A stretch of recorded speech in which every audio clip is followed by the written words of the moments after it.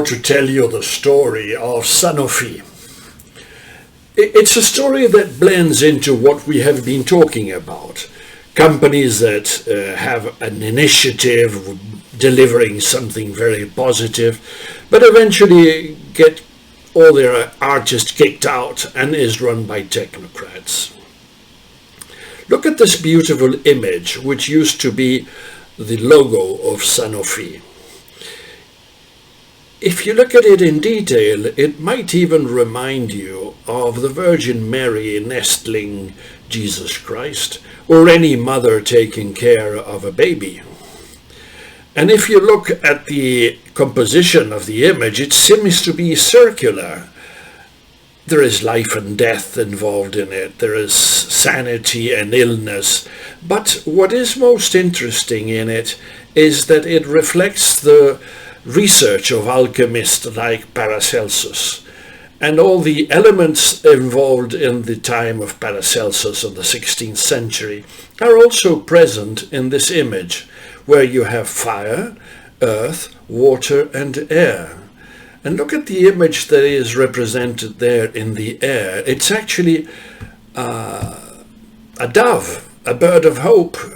It symbolizes the company's mission to bring hope to people through medical products.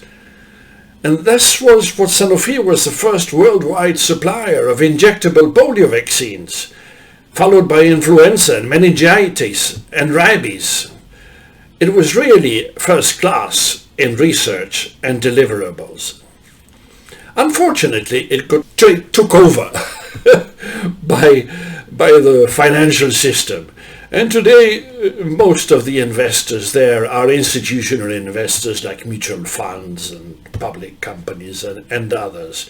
And Sanofi changed its emblem from that beautiful bird of hope to this acronym that is actually quite meaningless. Of course, it reminds you of sanity, but not much more than that. The interesting thing is that the artists were kicked out and is now run by technocrats, to the extent that when COVID arrived, Sanofi had nothing to say for itself.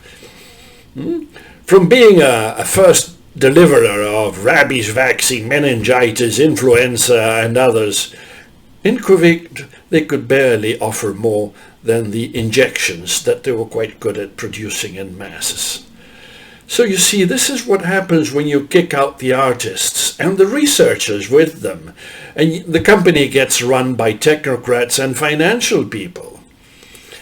And worst of all is that when it comes to business schools and this type of blueprint of a company is considered something to aspire to get into, then you lose the creativity and the inventiveness in the business schools themselves and the young people that we're training for the market. It's something to think about.